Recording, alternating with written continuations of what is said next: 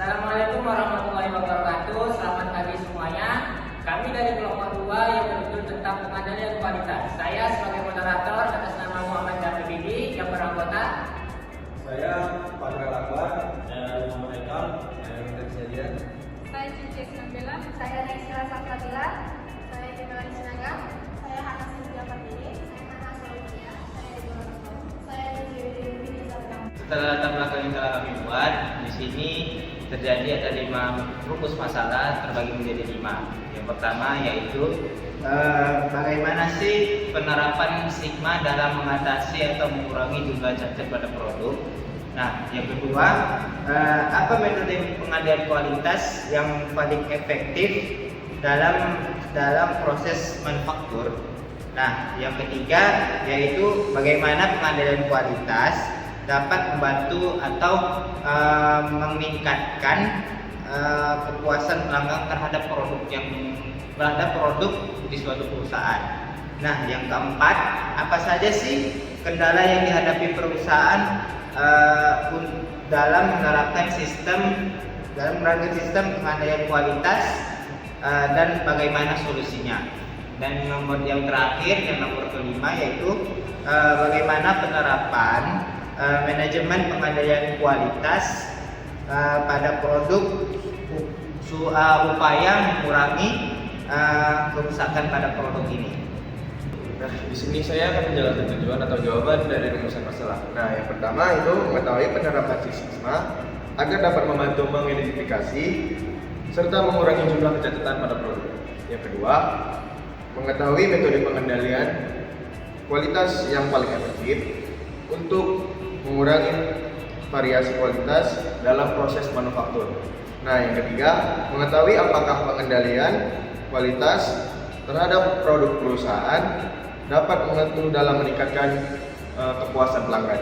Nah, yang keempat, mengetahui apa saja kendala yang dihadapi perusahaan dan cara mengatasi dalam menerapkan sistem pengendalian kualitas. Nah, yang kelima, mengetahui bagaimana peran manajemen pengendalian kualitas produksi dalam upaya mengurangi kerusakan pada produk. Ya. Nah, setelah ada rumus masalah dan tujuan, di sini kami memasukkan teori landasan. Teori landasan itu terdiri dari pengertian kualitas, yaitu pengendalian kualitas adalah keseluruhan ciri dan karakteristik dari suatu produk atau jasa yang mampu memenuhi kebutuhan baik yang tampak maupun yang tersembunyi. Nah, untuk pengendalian kualitas juga dapat diartikan sebagai proses alternatif untuk memastikan bahwa produk atau jasa yang dihasilkan memenuhi standar kualitas tertentu. Hal ini melibatkan pengawas dari penilaian berbagai aspek-aspek dari produksi untuk mengidentifikasikan dan mengatasi potensi masalah sebelum produk mencapai konsumen atau yang membelinya. Nah, di landasan teori ini, teman saya sudah menjelaskan dalam pengendalian kualitas. Saya akan menjelaskan tentang apa itu kecacatan pada produk. Cacat pada produk adalah ketidaksesuaian antara produk yang dihasilkan dan spesifikasi yang telah ditetapkan. Cacat dapat menyebabkan kerugian finansial, hilangnya kepercayaan pelanggan, dan dampak negatif terhadap cerita perusahaan. Oleh karena itu, mengurangi jumlah cacat pada produk sangat penting untuk menjaga keberlangsungan dan daya saing perusahaan. Nah, setelah mengenai cacat pada produk, saya akan masuk metode Six Sigma. Nah, metode Six Sigma ini pada dasarnya ada 5 fase. Disebut juga DMAIC. Oleh karena itu, dapat diartikan bahwa Six Sigma merupakan metode manajemen yang berfokus pada peningkatan kualitas dengan cara mengurangi variasi dan kecacatan pada produk. Nah, di sini metode Six Sigma memiliki 2 pendekatan utama, yakni yang pertama DMAIC atau Define, Measure, Analyze, Improve, dan Control. Digunakan untuk proses yang sudah ada. Nah, yang kedua DMA-DV atau define, measure, analyze, design, and verify. Digunakan untuk mengembangkan produk.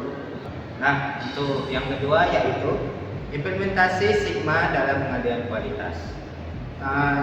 Implementasi Sigma terbagi menjadi 5 langkah. Yang pertama yaitu definisi, pengukuran, analisis, perbaikan, dan pengendalian. Nah, untuk selanjutnya manfaat dari Sigma. Penerapan Sigma dalam pengendalian kualitas tidak hanya dapat mengurangi jumlah cacat pada produk, tetapi juga meningkatkan efisiensi operasi, mengurangi biaya produksi, dan meningkatkan kepuasan pelanggan, dan berkelanjutan untuk memperbaiki dari produk-produk yang sebelumnya cacat. Baik, pada kesempatan kali ini saya akan menjelaskan rumusan masalah yang kedua. Apa metode pengendalian kualitas yang paling efektif untuk mengurangi variasi kualitas dalam proses manufaktur? Pengendalian kualitas yang akan saya gunakan adalah menggunakan metode 7 Tools pada PTX. Penelitian ini berupaya untuk menelaah proses, evaluasi, dan peningkatan standar kualitas produksi. PTX yang bergerak di bidang konveksi dipilih sebagai konteks pada penelitian ini. Analisis didasarkan pada aplikasi 7 Tools yang terdiri dari flowchart, check sheet, histogram, control chart, scatter diagram, wishbone diagram, dan diagram Pareto. Berdasarkan hasil analisis terhadap data yang berhasil diperoleh hasil bahwa 4 jenis kecacatan yang diperoleh pada check sheet adalah cacat jahitan, cacat warna, sablon, pola tidak sesuai, dan juga cacat gosok. Dari keempat jenis kecacatan, yang paling tinggi persentasenya yaitu cacat gosok. Berdasarkan analisis atau U-chart of jumlah ketidaksamaan tidak terdapat titik-titik yang melewati batas baik atas maupun batas bawah.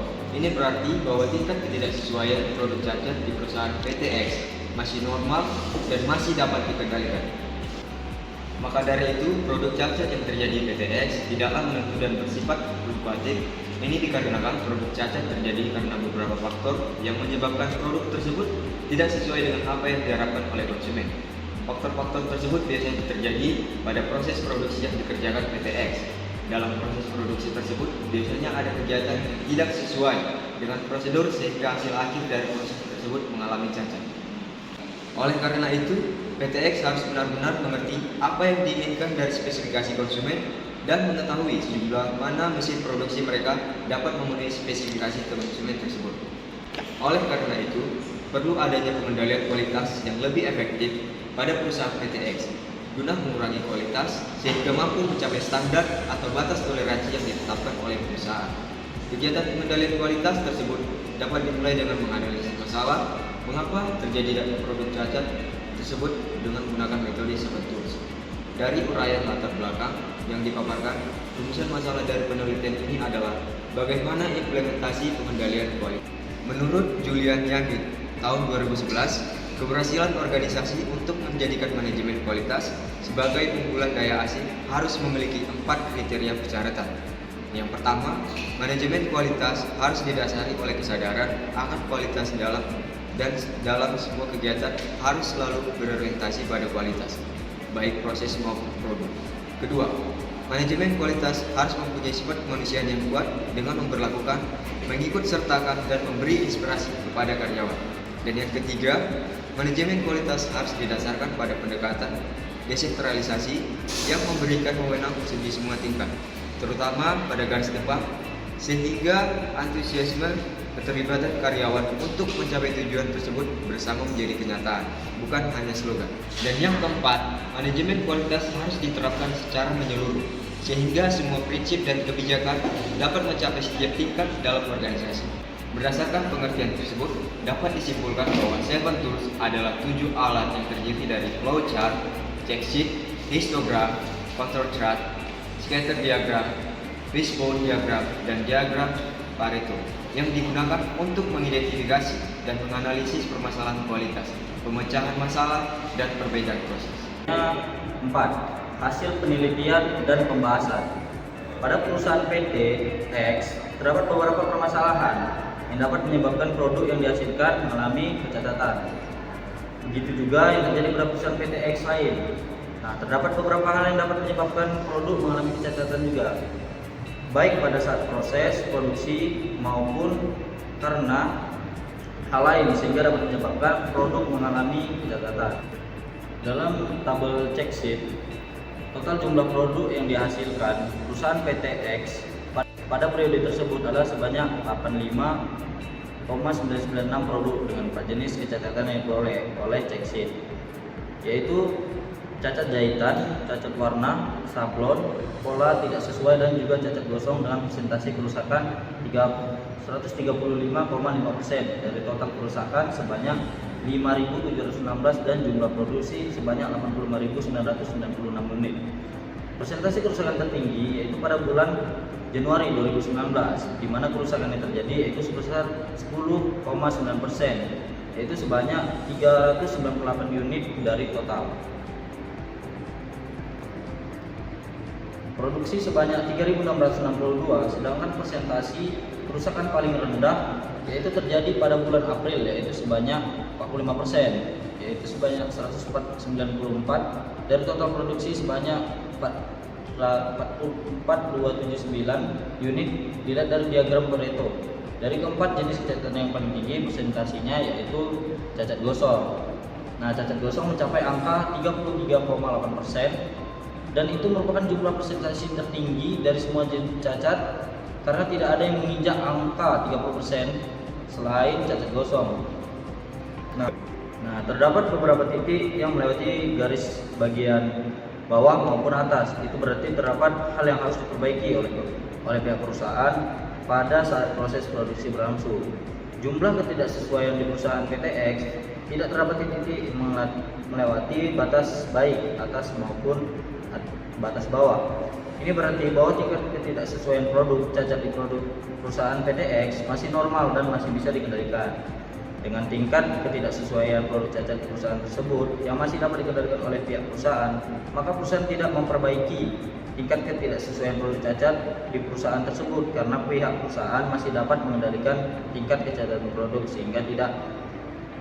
Simpulan, berdasarkan analisis terhadap 85.996 produk ditemukan 4 jenis kecacatan, cacat jahitan, cacat warna, sablon, dan total kerusakan sebesar 5.716 unit atau 135,5%. Presentasi kerusakan tertinggi itu terjadi pada Januari 2019 yaitu 10,9%. Sebanyak 398 unit dari 3.662, sedangkan yang terendah itu pada April dengan 4,5%, 194 unit dari 4.279. Dari diagram Pareto, cacat gosong mendominasi dengan 3,3,88%, diikuti cacat warna sablon 28,11%, pola tidak sesuainya itu 23,78%, dan cacat jahitannya itu 14,23%.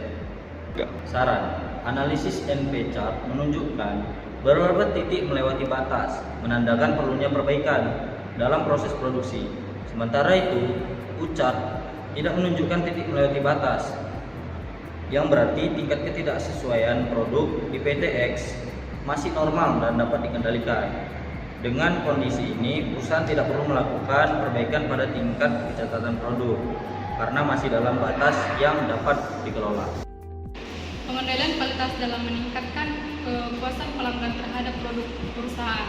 Dalam pengendalian ini, kontrol kualitas memberikan kontribusi mendasar desain produk atau layanan karena untuk kepuasan pelanggan. Kualitas dapat menentukan keberhasilan atau kegagalan bisnis perusahaan saat ini ditujukan untuk memberikan kualitas.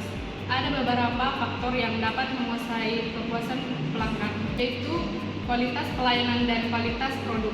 Dalam kualitas pelayanan merupakan kita harus dapat memenuhi kebutuhan dan tuntutan konsumen agar konsumen dapat meningkatkan kepuasan dalam kualitas pelayanan tersebut.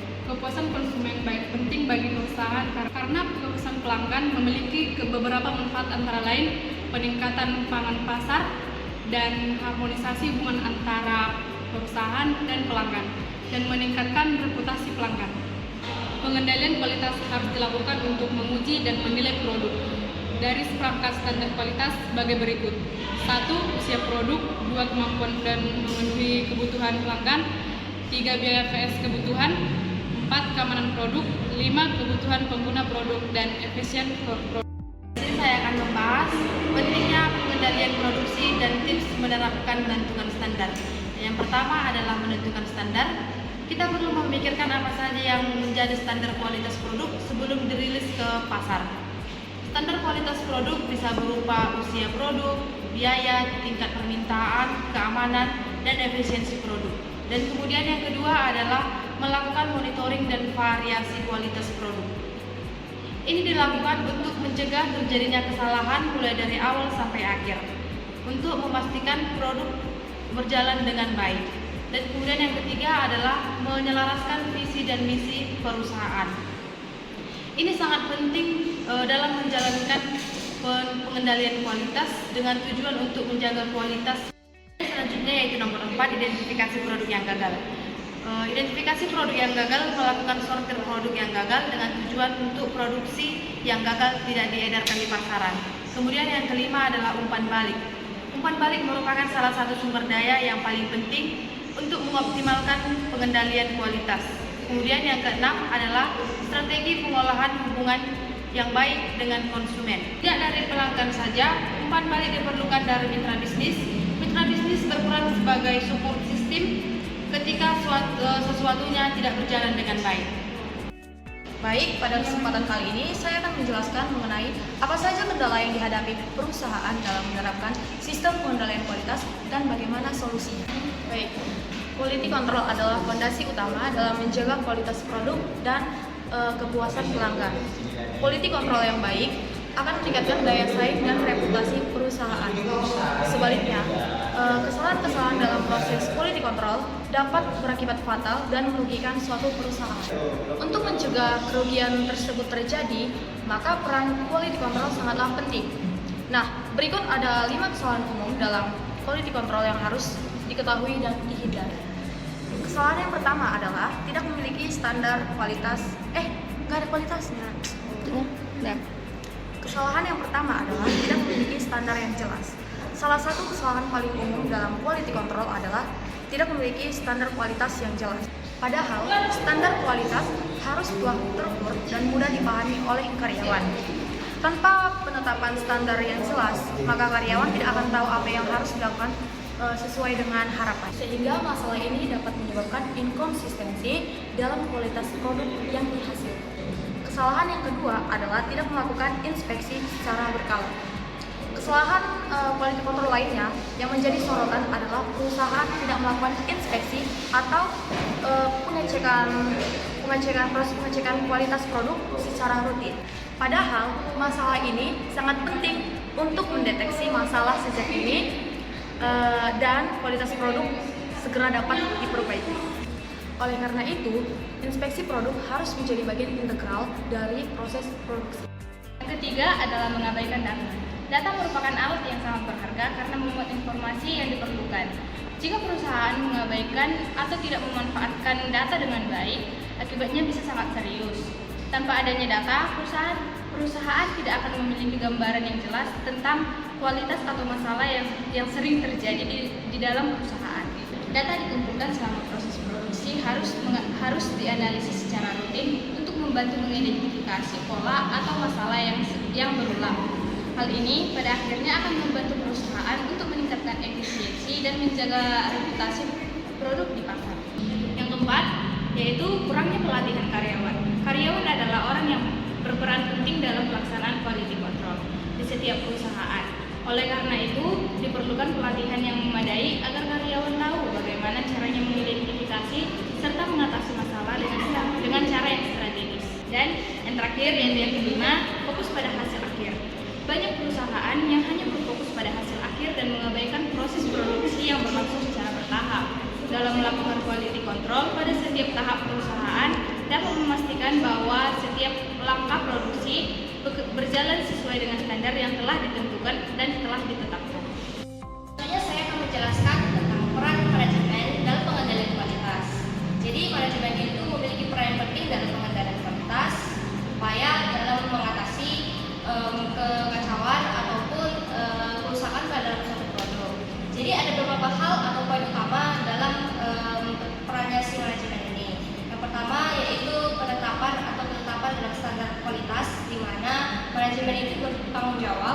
dalam menetapkan standar kualitas yang jelas dan lebih terperinci supaya spesifikasinya itu lebih jelas dan layanannya lebih jelas.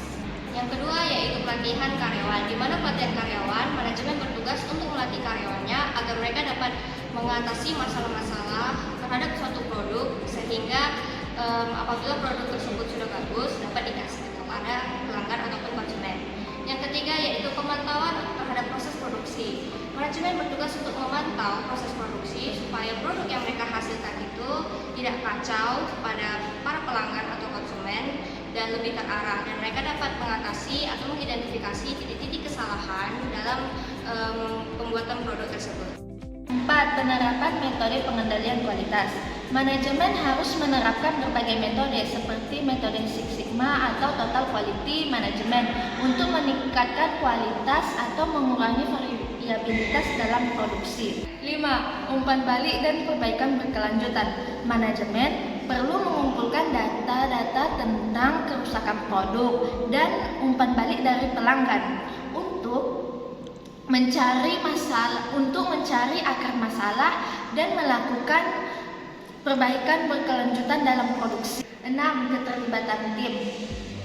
Membangun budaya kerja yang mendorong semua tim untuk terlibat atas pengendalian kualitas dan dapat meningkatkan tanggung jawab serta kesadaran terhadap produksi. 7. Penggunaan teknologi. Mengadopsi teknologi modern dalam proses produk dapat membantu dalam mendeteksi cacat lebih awal dan mengurangi kemungkinan kerusakan. 8. Pengambilan keputusan. Manajemen harus mampu mengambil keputusan berdasarkan data dan analisis yang tepat untuk mengatasi masalah kualitas yang muncul. 9. Komunikasi. Adanya komunitas yang jelas mengenai tujuan kualitas di seluruh organisasi sehingga semua karyawan dapat memahami peran mereka masing-masing.